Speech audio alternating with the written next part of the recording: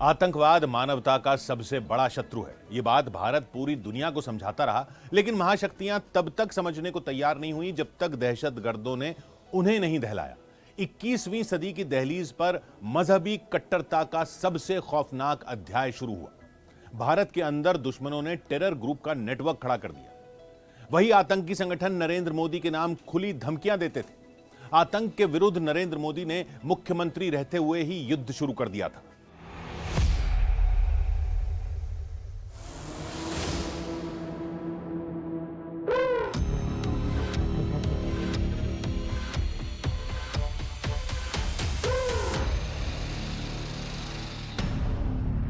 चौबीस दिसंबर 1999 कंधार हाईजैक कांड।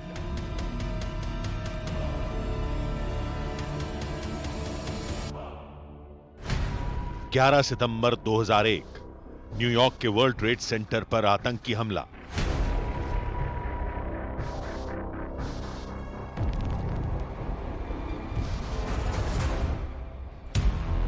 13 दिसंबर 2001 दिल्ली में संसद पर आतंकी हमला। बेगुनाहों के खून से सनी तारीखें जब आतंक का असल चरित्र बयां करने लगीं, तब महाशक्तियां होश में आईं, लेकिन बहुत देर हो चुकी थी।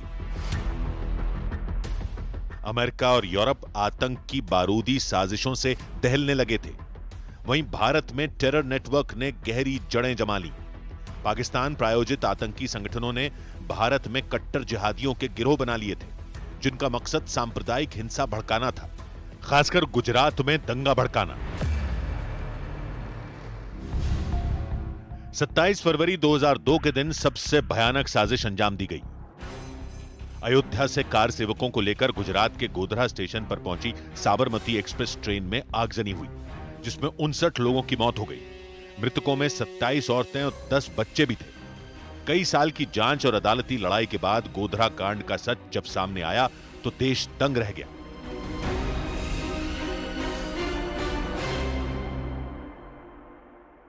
गोधरा कांड में कुल 94 आरोपी थे। 31 को कोर्ट ने दोषी पाया, 11 को फांसी की सजा दी गई, 20 को उम्र कैद। गोधरा केस में विशेष अदालत के जज की टिप्पणी सबसे अहम थी। जज पीआर पटेल ने फैसले में कहा कि 26 फरवरी 2002 की रात गोधरा के अमन गेस्ट हाउस में एक साजिश रची गई थी। साजिश का सूत्रधार था देवबंदी तबलीगी जमात का लीडर मौलाना उमर।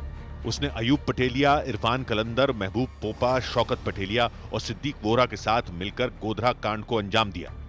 गोधरा के मास्टरमाइंड मौलाना उमर ने जो सोचा था वही हुआ। इससे पहले कि साबरमती एक्सप्रेस में लगी आग बुझती, गुजरात में हिंसा भड़क गई। यह अजीब इत्तेफाक नहीं था कि जिस दिन गुजरात विधानसभा में नरेंद्र मोदी ने कदम रखे, उसी दिन दंगों की साजिश रची गई। हिंसा की जानकारी जब मुख्यमंत्री नरेंद्र मोदी को मिली, तब उन्होंने सबसे पहला काम जो किया वो जान लीजिए। मैंने कहा भाई मैं गोधरा जाना चाहता हूं, तो मैंने कहा यहां से बड़ौदा जाएंगे, बड़ौदा से हम हेलीकॉप्टर लेंगे। तो बोले हेलीकॉप्टर तो है नहीं।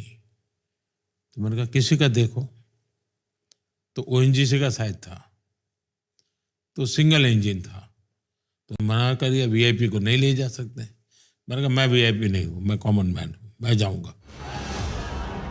जब नरेंद्र मोदी दंगा नियंत्रण में लगे थे, दूसरे राज्यों से मदद मांग रहे थे, तब उनके लिए कुचक्र रचे जा रहे थे। विरोधियों ने दंगों के लिए नरेंद्र मोदी को जिम्मेदार ठहराने की कोशिश की। जो विरोध के लोग हैं वो सरकार में थे और वो तो चाहते थे कि हम पर जितने आरोप लगे थे हमको सजा हो जाए, लेकिन उनके लाखों कोशिश के बाद भी जुडिशरी ने पूरी तरह डिटेल में उसका एनालिसिस किया, 2-2 बार किया।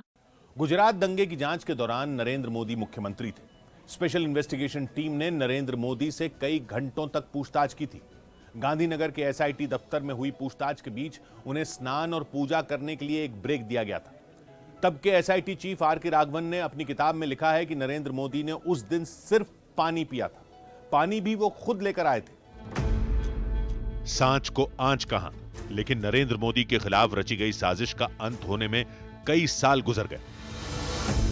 सुप्रीम कोर्ट ने 24 जून 2022 को दिए फैसले में एसआईटी की निष्पक्ष, गहन और स्वतंत्र जांच का जिक्र किया। अदालत ने एसआईटी की 2012 की क्लोजर रिपोर्ट को वैध ठहराया। कोर्ट ने कहा कि नरेंद्र मोदी के खिलाफ याचिका राजनीतिक उद्देश्य से प्रेरित लगती है।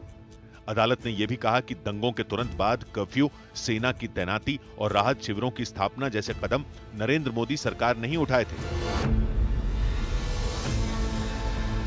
सर्वोच्च अदालत से न्याय पाने में अच्छा खासा समय लगा, लेकिन जनता की अदालत में नरेंद्र मोदी 2002 गुजरात दंगों के कुछ महीने बाद ही पास हो गए थे। 2002 का गुजरात विधानसभा चुनाव नरेंद्र मोदी के नाम रहा। देश की राजनीति इसी चुनाव के बाद उनके नाम के इर्द गिर्द घूमने लगी।